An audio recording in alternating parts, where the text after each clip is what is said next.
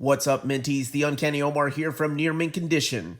And today, we're going to do an advanced look at the Marvel Horror Omnibus, so please stay tuned. Okay, now, before I take a look at the book, as always, thank you David Gabriel and Marvel Comics for sending me an advanced copy of this wonderful looking book. I could not put it down. I got it in just yesterday. And I was like, I'm just going to flip through the pages to kind of look at it and read it. And I couldn't put it down. I was up until 2 o'clock in the morning. And before I start really getting into the book, let's hear a quick word from our sponsor. This episode is sponsored by CheapGraphicNovels.com, your online home for brand new graphic novels and collected editions up to 50% off the cover price. Cheap Graphic Novels prides itself on packaging your books so they arrive safely and in excellent condition, as well as prompt and helpful service. And check out their bargain bin for even greater deals up to 90% off cover price. And for you Minties, Cheap Graphic Novels is running a special promotion. If you're a first-time customer, let them know you were referred by Near Mint Condition at the checkout, and you'll receive a credit for free shipping on your next order. Now, this is only for U.S. customers. Cheap Graphic Novels, your source for the hottest books with the kind of deep discounts, quality shipping, and customer service that will keep you coming back for more. Okay, so here is the front of the book. You've got the mummy. The spine of the book, as I was flipping through it earlier, you've got the scarecrow there, and then the back of the book, which I absolutely love this design, because it reminds me of all those ads in EC Comics and then in Creepy and Eerie magazines. But yeah, this is awesome. I love this part right here. The book does retail for $150, and it's right at around 1,328 pages. Now, let's look at the book without the spine. Okay, you've got a colored Tales of the Zombie. I want to say this is a panel. This is not a book, because I was reading this last night. And there's my boy Gabriel. And the Marvel Horror spine. Alright, let's get this baby opened. Marvel Horror. And here is your table of contents. And what I've absolutely love about this book and what they did was the mapping is separated by character. So all the zombie stories are cluttered together. Brother Voodoo, then the Living Mummy, It, the Living Colossus, the Golem, Gabriel the Devil Hunter, who is the freaking man. I remember him from Hellstorm, the Scarecrow, and then Modred the Mystic, who I didn't even know was a horror character up until now. And here's the actual contents. So this tells you the publication of the book, the year, and the name of the story. And also what page you can find them in. So like I said, you got the Zombie, Brother Voodoo, Living Mummy, the Living Colossus, Golem, Gabriel Devil Hunter, Scarecrow, and Modred the Mystic. So we kick it off with Tales of the Zombie, which is the zombie story. It is the story of Simon Garth, a normal father, and how he becomes the zombie. Most of the book, by the way, is in color. I want to say about 80% of the book is in color. But the magazine, Tales of the Zombie, was in black and white. And the book is rated mature, by the way. So it is very much like the Savage Sword of Conan books. Yes, I said the stories are in black and white, with the exception of the color green from time to time, at least in this magazine. I guess it was a cheap color to produce. So this is Zombie. I know him, believe it or not. This is so pathetic, but I remember the character from Marvel Zombies. I want to say either 3 or 4. The character of Simon Garth. And, oh my gosh, what was it? I think it was a Daredevil annual, like Daredevil annual number 7 or 9 or something like that, with Calypso. That's what I remember the character from. I had never read any of these, but I couldn't put it down. By the way, you have so much talent in this book. You have Steve Gerber, Len Wein, Tony Isabella, Doug Minch, Dick Ayers, John Buscema, John Byrne, Gene Colan, Pablo Marcos, who is one of the most underrated artists. Like, I don't think anybody talks about him these days. Well, I guess anybody under 60 talks about him really that much. And then you have Bill Mantlo. Oh my gosh, it's just so much talent in this book. So I read like the first few issues of each of the characters, and that's why I was up until 2 o'clock in the morning. But just look at this beautiful artwork. Yeah, it starts off with the wonderful John Buscema with inks by Tom Palmer, and then we get to Pablo Marcos back here in the back. And you all know, if you follow this channel, I'm a huge fan of the EC horror line, and I'm a huge fan of Creepy and Eerie magazine, or the Archives by Dark Horse. But the reproduction of this book, oh, this is what I was talking about. This is Menace number 5, where the zombie first appears. So it's a retelling of that. This is drawn by Bill Everett and written by Stan Lee. And it's just a short little story, but that's where the zombie first appears. And I thought that was really cool that they collected it in here. After each of the character stories are done, that's where the extras come in. So the extras are not really all in the back. They're not all lumped together in the back. They are throughout the book. So you have ads and then sketches and pinups, and then, yes, these books right here, which is like the recoloring of the trade paperbacks that came out in 2006. Then we move on to the other character, Brother Voodoo. And this is a character that I know most of you might know, most recent readers, because he joined Bendis' New Avengers.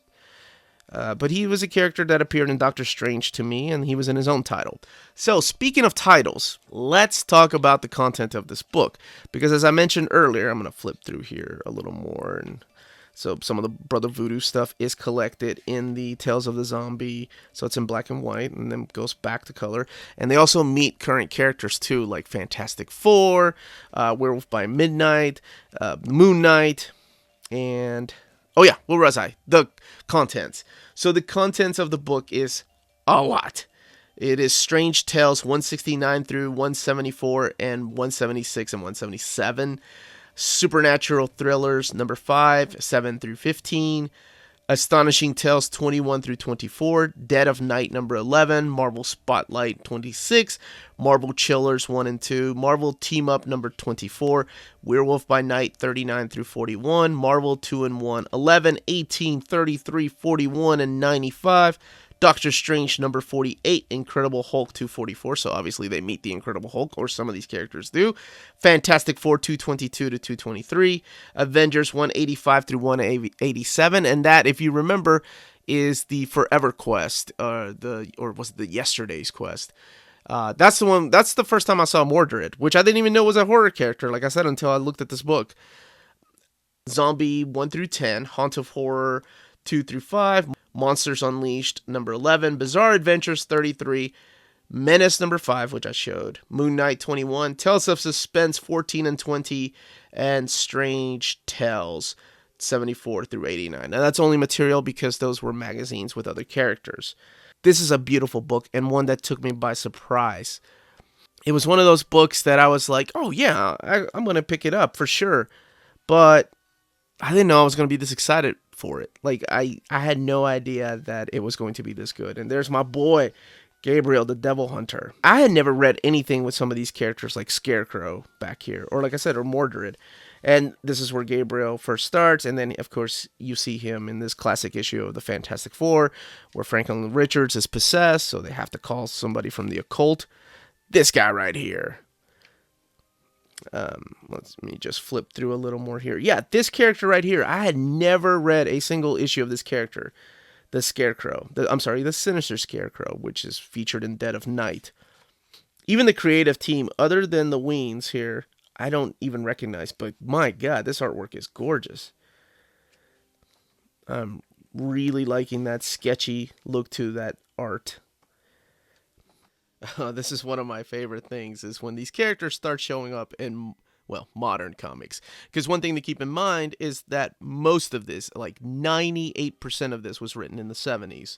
And a little bit of it was in the 50s because of, like I mentioned, the Menace book. But yeah, one of my other favorite things is that they start running into modern characters in the 70s, like the Incredible Hulk. So these classic horror characters are now fighting some of the Marvel characters that are part of their superhero line. Very cool. So it kind of makes me want a new horror series, kind of like what they did with their Monsters Unleashed series a few years ago. I'd love to see a Horror Unleashed, or just an anthology of a horror magazine come back. I don't even know if it would do well, but I know that horror movies have always been a part of our society, and I would love a magazine again, just with these horror characters, just an anthology. And they don't even have to cross over or run into any superheroes. That's not asking for much, is it? Marvel has done these omnis before, these horror characters, like Man-Thing or Tomb of Dracula, which I have no idea why I missed out on, so now I have to try to get those complete collections. And, of course, Werewolf by Night, who shows up in here.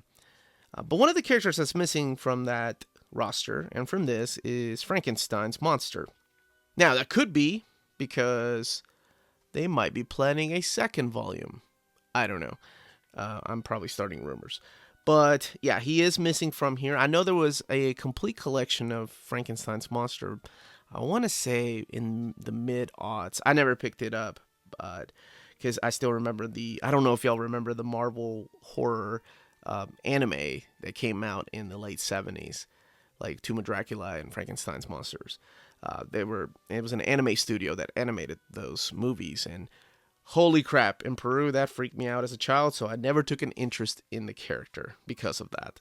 I really hope the video does it justice, because the reproduction that went into some of these is just phenomenal. Now, I'm used to a lot of the color comics having really good reproduction value, like the Fantastic Four, but a lot of this older stuff, especially from the beginning at Tales of the Zombie, I was blown away by just how much the artwork was just retouched, because I know sometimes reproducing these black and white books can be a hassle, and it doesn't always turn out that good, but man, those inks really stand out on this modern paper. And that's one thing I didn't talk about. Was the paper quality. And that is one thing I didn't talk about, was the paper quality. Well, you can rest assured that it's the current paper that they use in New Omnis. So it's the same thing that they used in Amazing Spider-Man Volume 4.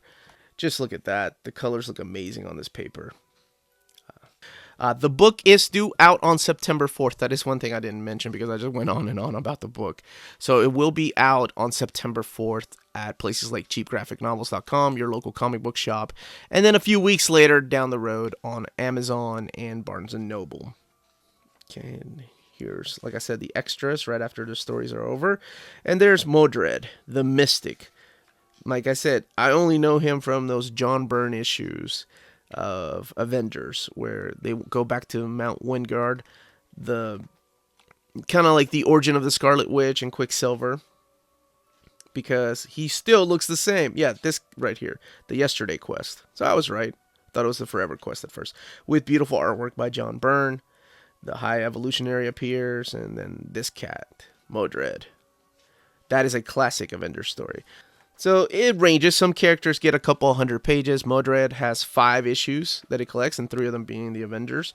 There's the cover of the trade paperback by Steve Epting, and the Avengers Knights of Wendigar trade paperback cover. Now, when a book is this big, this is what you want to see. When it's over 1,300 pages, you want to see that eye, and you want to see the sewn binding. But I love that they reinforced it. I don't know if you can tell, but just a little bit of glue right there. So that's nice. As you can probably tell, as I was flipping through it, the book lays nicely. And I know for a fact it lays nicely because that is the way I read it.